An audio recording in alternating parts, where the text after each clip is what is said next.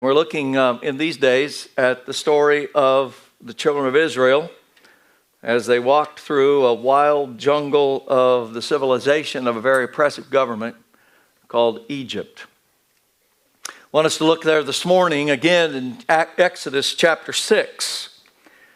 And we're going to be looking at this passage of Scripture this morning and what is often described as the 10 plagues, better known out of the Hebrew word as the 10 strikes. And I thought about this, that God's grace and mercy allows us to have a better chance than the cubs of the royals. They only get 3 strikes.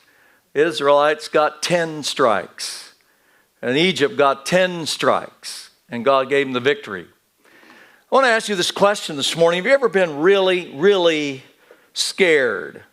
I don't mean nervous. I don't mean anxious. I don't mean hesitant. I'm not talking about concern. I mean really, really frightened.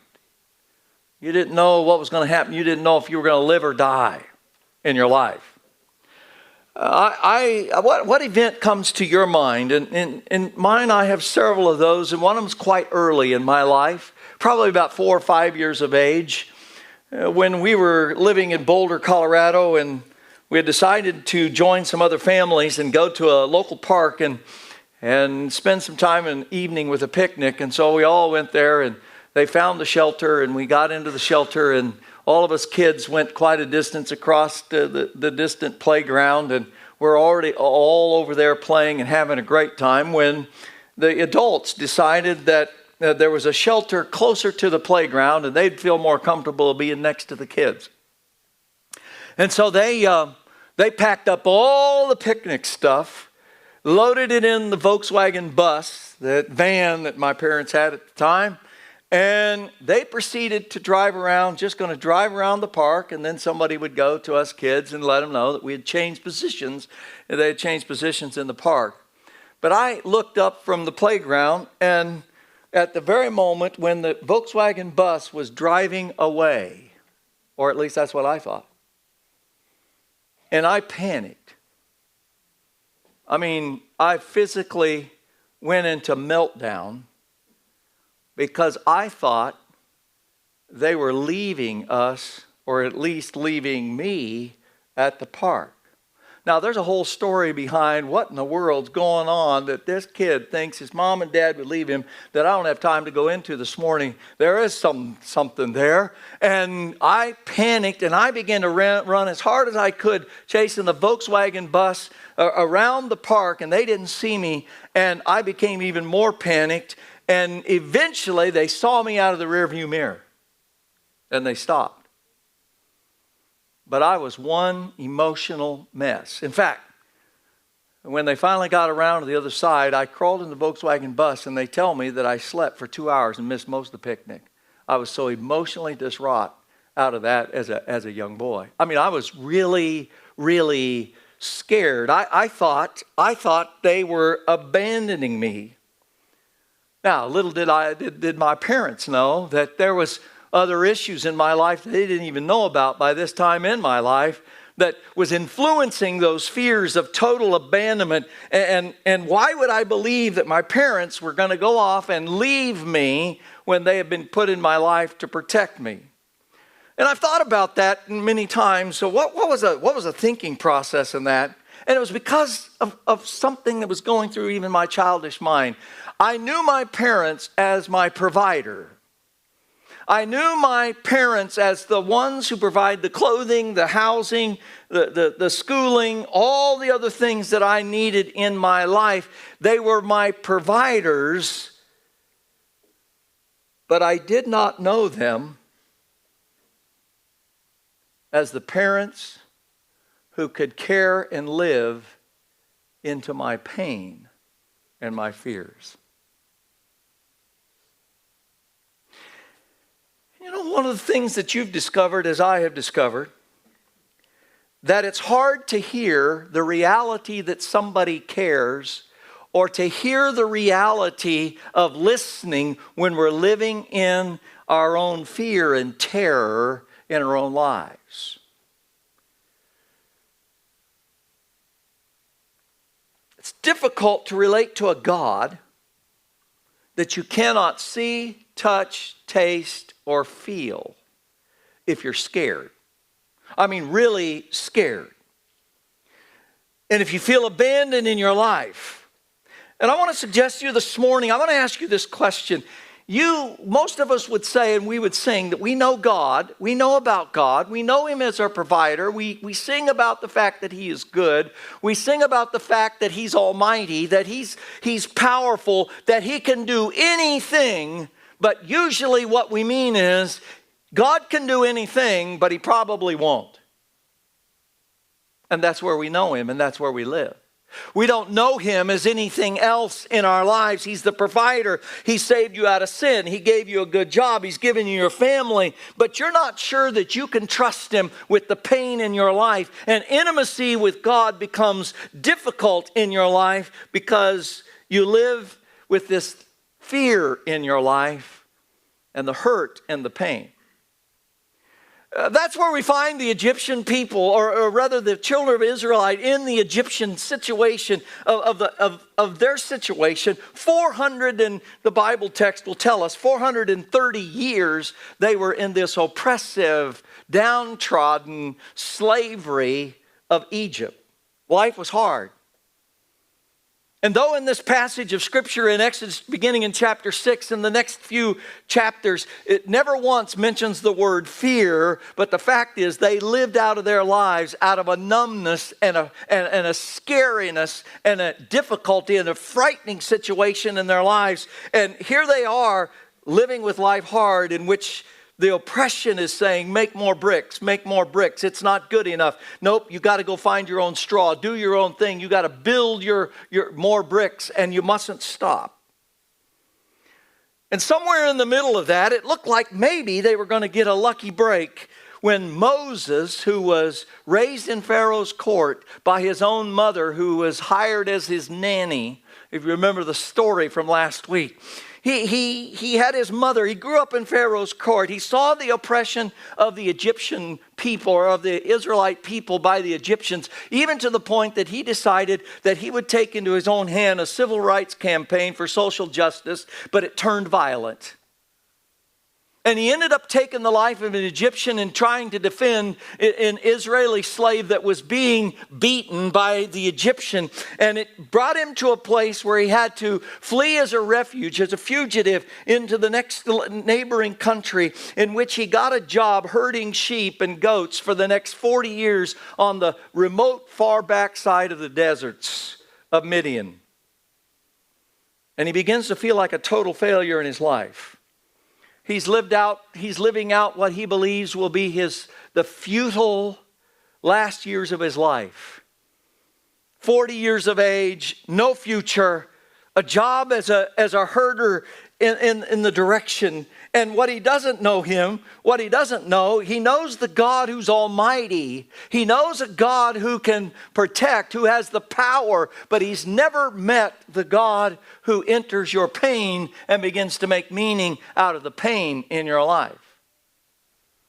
And somewhere about 80 years of age, that ought to give some of us hope. 80 years of age, God shows up in a spontaneous, combustible, burning bush. And invites, no, he doesn't invite. He commands Moses into a career change from leading sheep on the backside of the desert to leading the Israelites out of Egypt through the desert to a promised land that God had been promising them for hundreds and hundreds of years. And there's doubts and questions. You can imagine that Moses would begin to have some questions, some protests, some flashbacks from 40 years. As he enters the doubts and the questions that he has in his life. And we pick up the story in Exodus chapter 6. I want us to look at it here. It'll be on the screen as well. Chapter 6, beginning in verse 1. God shows up again to Moses. And he tells Moses, now you're going to see what I will do to Pharaoh. When he feels the force of my strong hand, he will let the people go. In fact, he will force them to leave his land. And God said to Moses, I am Yahweh, the Lord. Note that phrase. And then look at verse 3. God says, I appeared to Abraham, to Isaac, and to Jacob as El Shaddai, God Almighty, God the protector, God the provider. I gave them my revelation of who I am, but I did not reveal my full name to them. Yahweh, I didn't reveal that name to them. And I reaffirmed my covenant with them under its terms. I promised to give them the land of Canaan where they were living as foreigners. You can be sure that I've heard the groans of the people of Israel who are now slaves to the Egyptians, and I'm well aware of my covenant with them. Therefore say to the people of Israel, watch this phrase again, I am Yahweh the Lord. I will free you from your oppression. I will rescue you from your slavery in Egypt. I'll redeem you with powerful arm and great acts of judgment. I will claim you as my own people. I will be your God. Then you will know that I'm the Lord your God who has freed you from the oppression in Egypt. And I will bring you into the land I swore to give to Abraham, Isaac, and Jacob. And I will give it to you as your very own possession. Oh, here it is again. I am Yahweh, the Lord. So Moses told the people of Israel what the Lord had said. But they refused to listen anymore. They were too discouraged by the brutality of their slavery. The Lord said to Moses, go back to Pharaoh, the king of Egypt, and tell him to let the people of Israel leave his country. But Lord, Moses objected. My own people aren't even listening to me anymore. How can I expect Pharaoh to listen to me? I'm such a clumsy speaker. But the Lord spoke to Moses and Aaron, gave them orders for the Israelites, for the Pharaoh, the king of Egypt. The Lord commanded Moses and Aaron to lead the people of Israel out of Egypt. And Aaron and Moses that are named in this list are the same ones whom the Lord said, lead the people out of Israel out of the land of Egypt like an army. And it was Moses and Aaron who spoke to Pharaoh, the king of Egypt, about leading the people of Israel out of Egypt. And when the Lord spoke to Moses in the land of Egypt, he said to him, here it is again, I am Yahweh, the Lord. Tell Pharaoh, the king of Egypt, everything I'm telling you. But Moses kept on arguing with the Lord, saying, I can't do it. I just can't do it. I'm such a clumsy speaker. Why should Pharaoh listen to me? One of the things that we begin to discover out of this passage of Scripture is this fact. Moses knew about El Shaddai from his ancestors. He knew about El Shaddai, Almighty God, from his mother. He knew about this El Shaddai, which literally means the one who provides, or the God who's at the mountain. And it also speaks to the issue of fertility and prosperity and blessing. It is the God who blesses. It is the God who gives us prosperity. It is the God who causes us to be able to proliferate on the face of the earth. But it's all distant history to Moses. He's seen this God in Egypt as the people have given birth to healthy babies. And the Bible says that they covered the land. In fact, it became a threat to Egypt because of the population growth and explosion among the people of Israel. And they had done it in the midst of Egypt's campaign for abortion and infanticide. God had still blessed the birthing of the children of Israel. And what this verse begins to tell us is that they had this knowledge of God, but when trouble comes rolling in, when difficulties come, when life gets scary, that they were saying to God, we know you can remedy the situation. We know that you can do this, but we not sure you will. In fact, you probably won't. That was their thinking. That was their prayer. That was the difference in their life. You can do anything, but you probably won't. Well, as we see here, a lot of protest and pushback. Moses finally obeys and he goes to Egypt. And that things get worse. He goes to Pharaoh and he challenges him, and Pharaoh says, you got too much time on your hands. You want to go into the desert to worship. You want to take the people away from their jobs. You want to take them away from the employment, and it's not going to help the economy of Egypt. And so what needs to happen is your people need to get back to work. And he increased their labor and increased the oppression on them and their jobs and the economic challenges that they already had. And Moses comes out of that, and the people now are mad at him. They're saying, you made it worse for us. We had it bad before you came, but now you come to Pharaoh and he thinks that we're slacking off, that we're lazy, and now we're experiencing the wrath of Pharaoh even in greater ways. It's one hot mess. It's scary. It's hopeless. But the people are about to know that there's another name to El Shaddai. He shows up in the midst of all that takes place. And though Moses is arguing with God, God keeps showing up and he keeps saying, I am Yahweh the Lord. I am Yahweh the Lord. What does that mean? It's the same message that we read later in the book of Exodus, in which God said, I am that I am.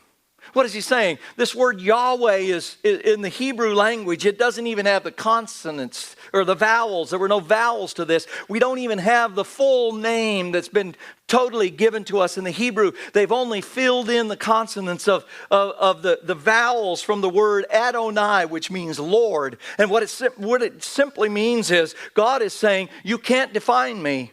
You can't confine me.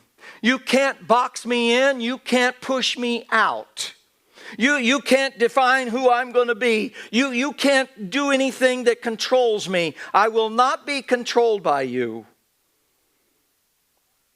I am the God who enters your suffering, and I am capable of your deliverance. I am the Lord. 4 times in 8 verses here, God gives us his name. I am the Lord. I am Yahweh. You can't box me in. You can't shove me out. You can't define me. You can't confine me. And here they are in the midst of this. And every time Israel raises a protest in the midst, they say, we're miserable. And God says, I am Yahweh, the Lord. You can't confine me. You can't box me in. You can't push me out. You can't get rid of me. I am going to be who I'm going to be, even in the midst of your pain. It wasn't just a second-rate answer. Because in the next few chapters, as you read the book of Exodus, we come to this story about what we call the 10 plagues.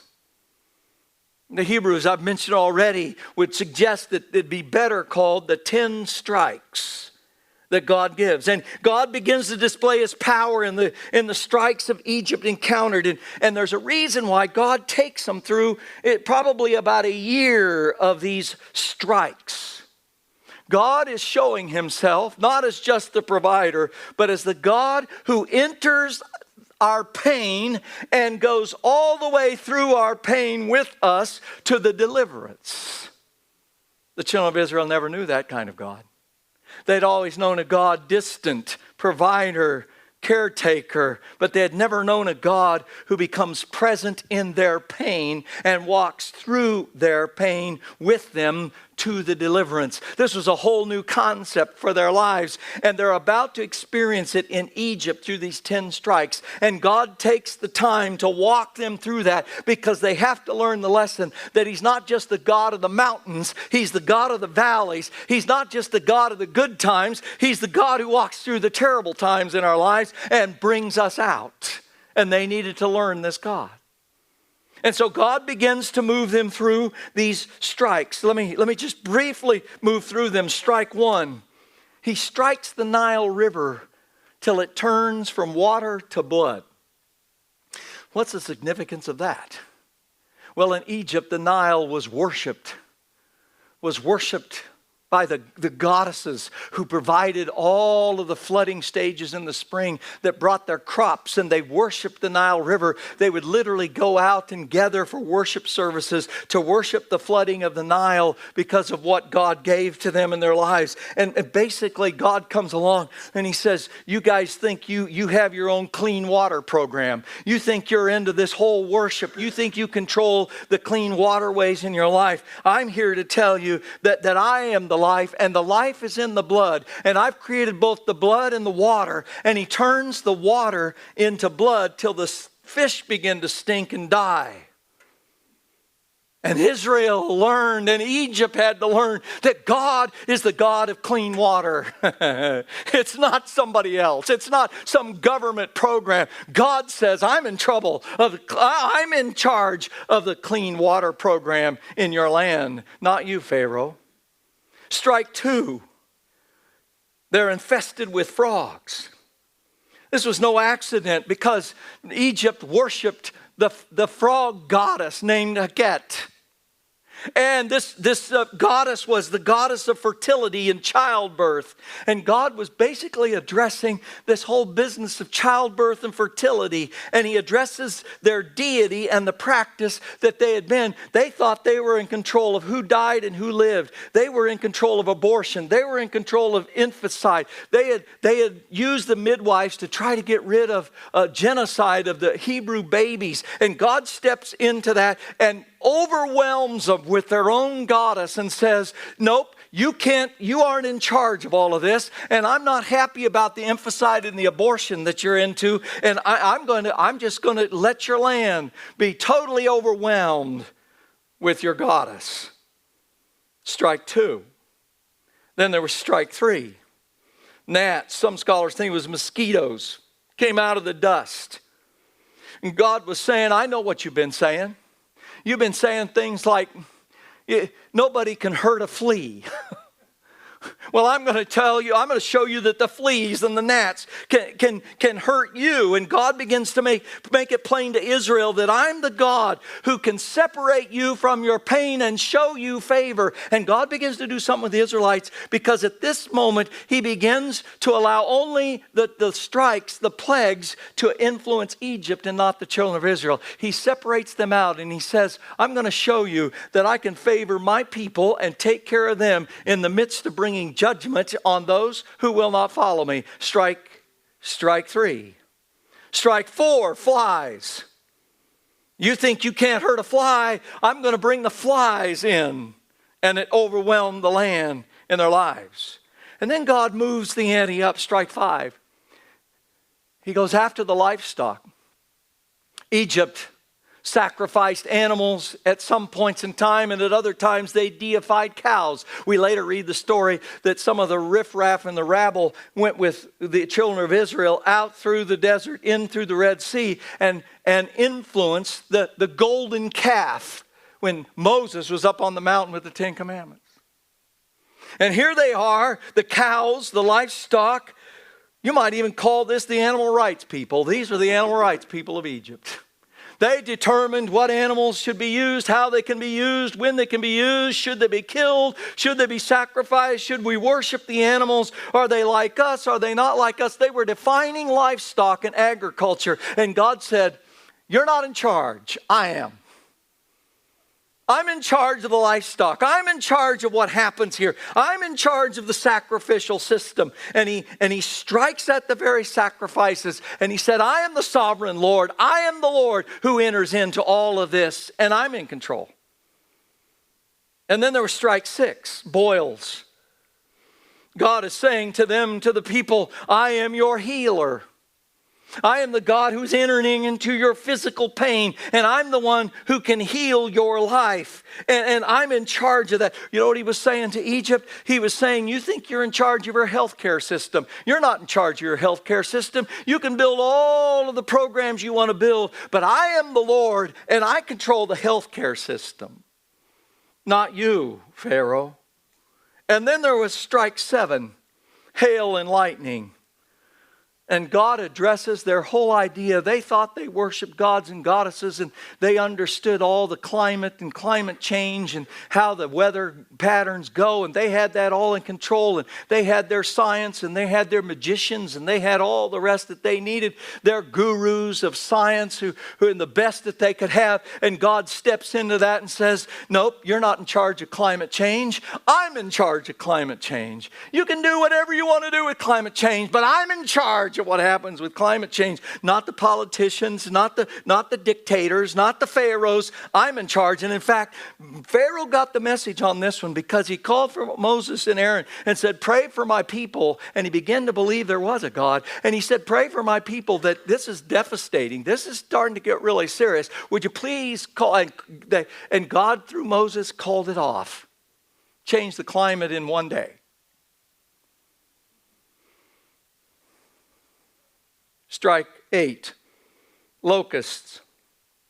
This struck at their food production because locusts came and they can cover 100 million square feet in just a few hours and totally destroy the crops. I've heard some of our ancestors talk about that in the 30s. Wipe out a field in minutes. And God begins to deal with the production of food. I saw a t-shirt at the fair the other day. If you ate today, thank a farmer. I'd say to you, no. If you ate today, thank God first, who allowed the farmer to be able to have the ability to raise the crops that feed us. Thank God for that. God was saying, you don't even control your farming unless I allow it and bring goodness and allow it to happen. I am the creator. And then there was the sun, often considered and controlled by the Egyptian gods. And God demonstrates power of them by sending darkness over a period of time. While he kept the light on for the Israelites, the Egyptians were in the darkness. And God was saying to them, you do not control the light. I am the light of the world. And then came the next. Strike 10.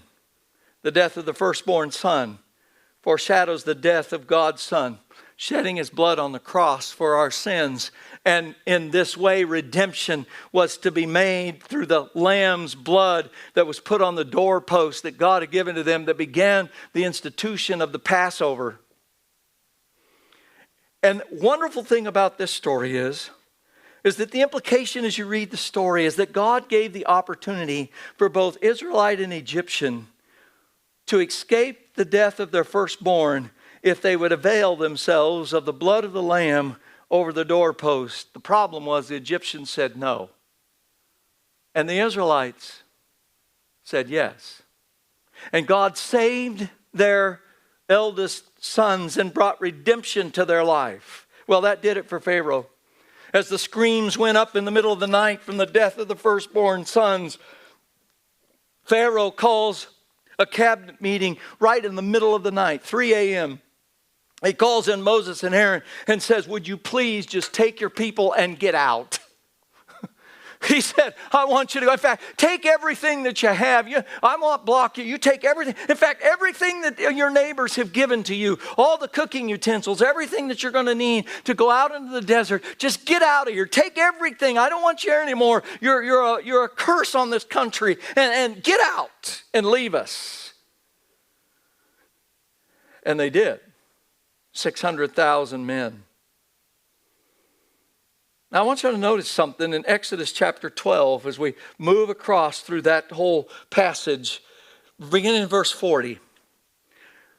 They learned that this Yahweh, this God, who can't be boxed in, confined, defined, pushed out, manipulated, pushed around, you can't pull his leg. The people of Israel, verse 40, had lived in Egypt for 430 years. And then the author says, in fact, it was on the very last day of the 430th year that all the Lord's forces left the land. Now, I want to know who was counting up 430 years and keeping track of just exactly what day it was that they went into slavery and what day they came out. But God was. It was to the very last moment. And on this night, the Lord kept his promise to bring his people out of the land of Egypt. And out of this night, God instituted the Passover. And out of that Passover, they would celebrate that for 1,000 years. That would remind them that God is not only El Shaddai, the God of the mountain who provides and makes us prosperous, but he's the God who comes into the valleys, into our slavery, into our pain, into our sickness, into our illnesses, into our brokenness, into our relationships. And he doesn't just deliver us, but he walks through the pain with us so that when we come out on the other side, we know we have a different God than we thought we did. We have a God who is with us through all of life, even when it's scary.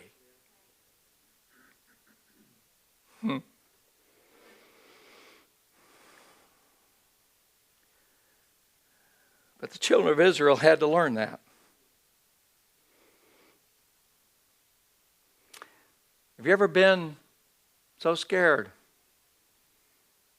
that even when God showed you what was going to happen, you were shut down, you were numbed out, you couldn't respond, you couldn't trust anymore?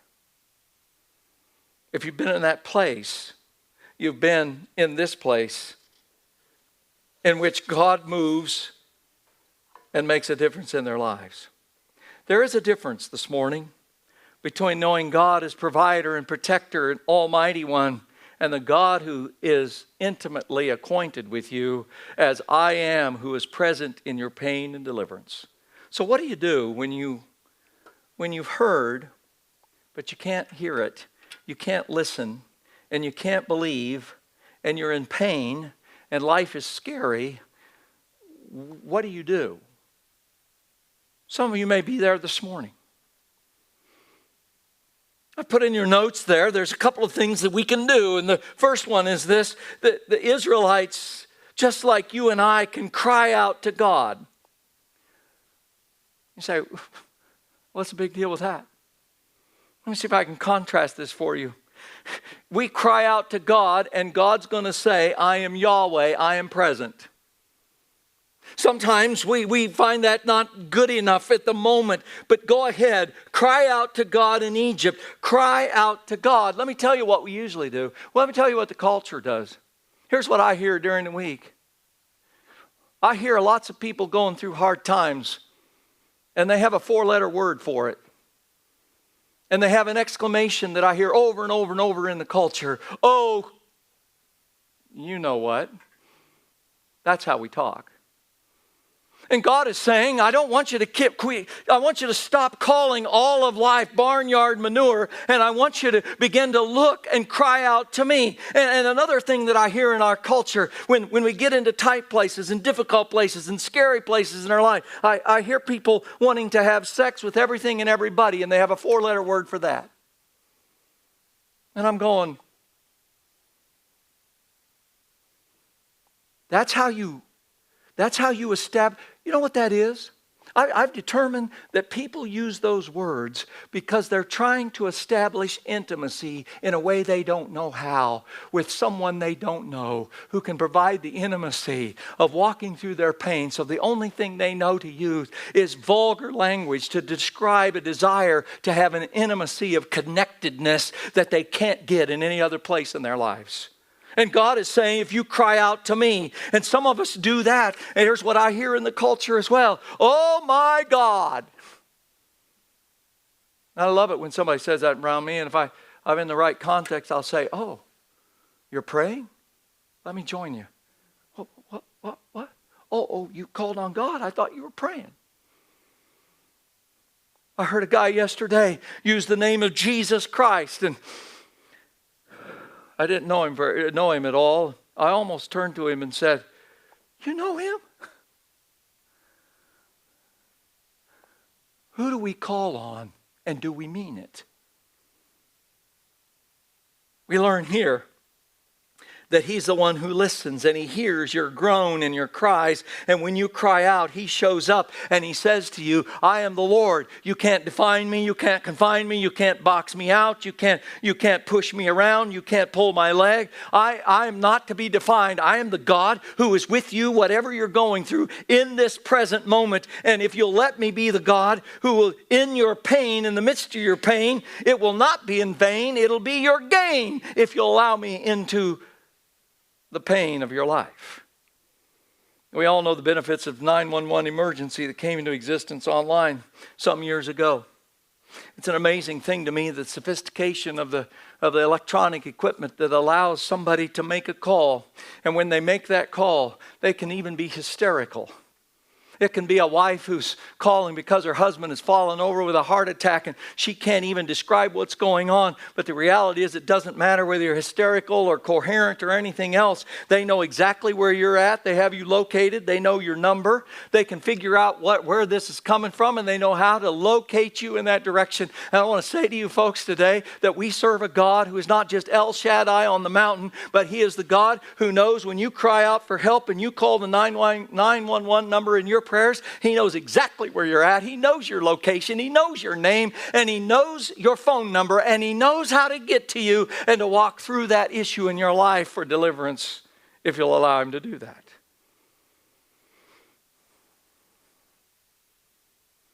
I am the Lord. See, we offer him our problems. We say, Lord, here's my problem. And he says, I am the Lord. Lord, you know the divorce I've been through. I am the Lord. Lord, you know the issues and this cancer and all the stuff I am the Lord. You can't confine me. You can't define me. I will come and be present in your pain. I will bring you out. I will deliver you. I will walk through it with you. I will give you the land that I've promised in our lives. That's the kind of God he is. And so here he is telling us, cry out to me. And the second thing I noticed that out of this passage is that God in essence says, I want you in the middle of your pain to be still and get to know me while you're in your pain. I'm present in your pain. Psalmist put it this way. He said, be still and know that I am God. See, most of us get into the pain of our lives and we struggle to get out.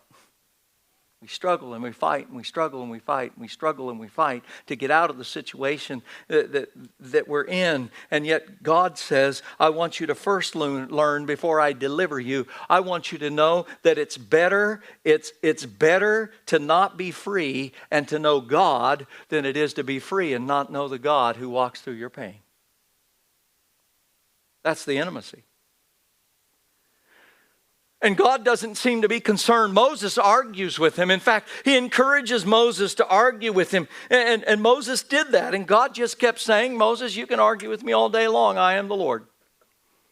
You can't confine me. You can't define me. You can't box me in. You can't push me out. You can't pull my leg. You can't push me around. I am Yahweh who is present right through this. And we will walk through this together. I am the God who is present in the situations of your life. I heard one preacher tell the illustration of pastoring for a period of time a Jewish man who came to his congregation. And the Jewish man, every Sunday that he would preach, he would come to the pastor afterwards and he would launch into a 5-minute discussion about all of the things, all the questions he had about his sermon and nitpicking everything he said in his sermon. And the preacher was pretty upset, and he said, I put up with it for 2 years because I'm a Minnesotan, and Minnesotans, they say, are very long-suffering. I don't know if that's true. Is that right? That's right. He said, I put up with that. And he said, one day I finally turned to my Jewish friend after one of those Sundays, and he launched into this tirade about my sermon. He said, don't you ever find any good out of my sermon? Isn't there anything in my sermon that you find helpful? Why do you always have to criticize? And he said, I flushed with anger at him because I was so frustrated with this man who was always challenging my sermons. And he said the Jewish man stepped back and he kind of was surprised, and then he started laughing. He said, you don't understand my culture.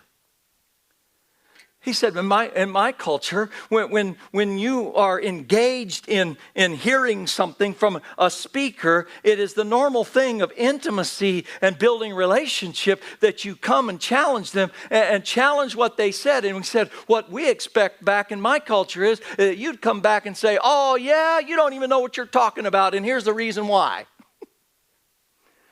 He said, you talk back. That's how we establish intimacy. That's how we establish relationship that bonds us together in the Jewish culture. And I think it gives us the picture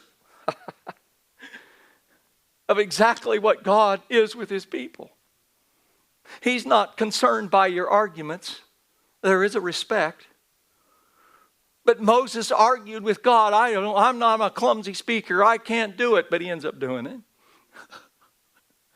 He argues with God all the way through it. And yet out of this, God is saying, that's exactly who I want you to know me as. I want you to know me as the God who is present and in an intimate relationship with you, even in life that is scary and that's difficult in your life. We grow closer to God, don't we? By bringing all of life, even the unpleasant things, into his presence in our lives. God wants us to know that knowing him with intimacy is more important than your pleasure. It's more important than your freedom from pain. It's more important than everything else in your life. The greatest good in your life does not compare to the intimacy. Well, how can you say that? That sounds cruel. That doesn't sound like the kind of God that I want to be a part of. It would be that way if God wasn't able then in the end to have the final word and to bring you out and deliver you. But he has that power. Always leading toward deliverance. And the Hebrews were so engrossed in their miseries, and they failed to realize that the greater good of knowing the Lord, life's greatest good, is not to be successful. It's not to be famous. It's not to be rich. It's not to succeed. It's not to be pain-free. The greatest experience in our life is knowing that God beats out all else, and that our intimate relationship with him is what builds the intimacy that brings us to deliverance in our lives. The Apostle Paul had to learn the lesson. You remember he wrote to the Philippians and he gave us his whole pedigree and his chart of all the achievements and all the awards and all the trophies he had on his shelf. And he was the Pharisee of the Pharisees and the Israelite of the Israelites, and his ancestors and his background and heritage and the royalty. And he gave us the whole list in Philippians chapter 3. And then he says this, I once thought that these things, prestige, money, awards, recognition, getting ahead, getting a promotion, getting a raise, being pain-free, my heritage, my family tree, my plans, my goals, my dreams. I used to think that that's what life was all about. I used to think they were valuable. Watch this. But now I consider them worthless because of what Christ has done. Yes, everything else is worthless when compared with the infinite value of what? Knowing Christ Jesus, my Lord. For this sake I have discarded everything else, and I count it as, well, garbage is a pretty benign term there in the Greek. It's barnyard rubbish. You could put your 4-letter word to it if you want to. Why? So that I could gain Christ. I want to know Christ and experience the mighty power that raised him from the dead. How am I going to do that?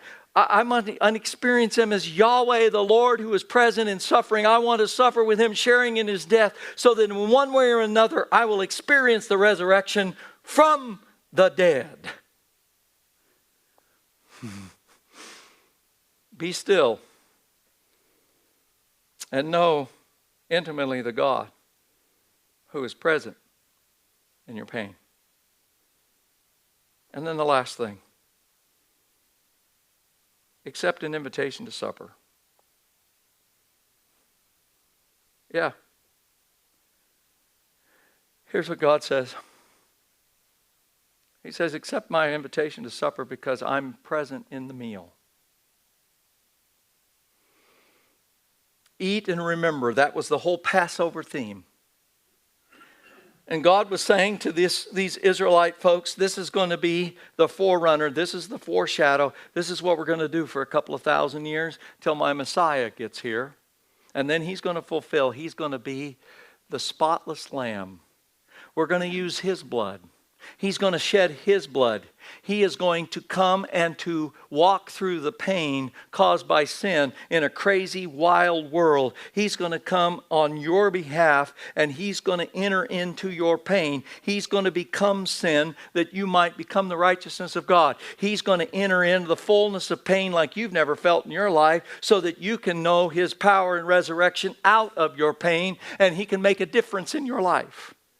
And he brings the redemption and eternal life. It's the invitation to come and eat and remember that God is more than almighty. He's more than El Shaddai. He's more than maybe he will and maybe he can and we think he can. He's more than just the provider. He's more than just the protector in your life. He's the God who can take you all the way through the pain in your life to the deliverance through his resurrection power. That's the glorious freedom we sang about this morning.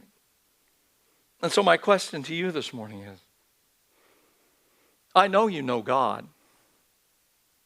You know about God. You know that he's almighty. You know that he's all powerful. You know he can do all the things. He can do anything. As we teach our children, he's El Shaddai. He's almighty. He can do anything. But are you living with that knowledge? Thinking, but he probably won't because of where my life is. Or have you come to know him intimately? I mean the kind of intimacy that cries out to him in your pain and walks with him and lets him speak to you and begin to show you great and mighty things in the midst of the pain so that when he's working in your life, you begin to see the value that though there's 10 strikes going on in your life and he's made the promise, but now you're going through the fire, you're going through the flies, you're going through the gnats, you're going through the blood in the water kind of thing. You're going through all the strikes and the darkness is around you. You know him intimately because he's promised to bring you out. Do you know him as Savior this morning? Do you know him as Redeemer? Do you know him as the leader and Lord and Master of your life in the scary moments of your life? You can. His invitation to you is come and cry. Cry out. Cry out. Cry out to God. Don't just curse and cuss. Cry out to God. He says to you, come and cry, come and be still and learn my intimacy and then come and eat supper with me and know and remember and be remembered by the intimate relationship with God. That's what Jesus did with the communion supper. He took this 1,000-year practice right out of Egypt. The Passover. And one night he met with the disciples and turned it all on his head and started a whole new paradigm. As he raised the cup that every rabbi had been raising for thousands of years. He raised the cup and gave thanks and said, this represents my blood. The blood of the Lamb that takes away the sin of the world. This is the blood over the doorpost of your heart. If you'll trust this, you'll not die, but live. And the disciples are looking around, shocked. What's he saying? He takes the bread, he breaks it, he gives thanks. So they've been doing that for thousands of years. This time he says, this is different. This is my body, which is broken for you. Take, eat it, and remember me. And rejoice that your sins are forgiven and that you have a God who is present in all of your life who will bring you through and out to full deliverance. Jesus said it this way in Luke chapter 22. I've been very eager to eat this Passover meal with you before my suffering in your behalf begins. For I tell you now that I won't eat this meal again until its meaning is fulfilled in the kingdom of God.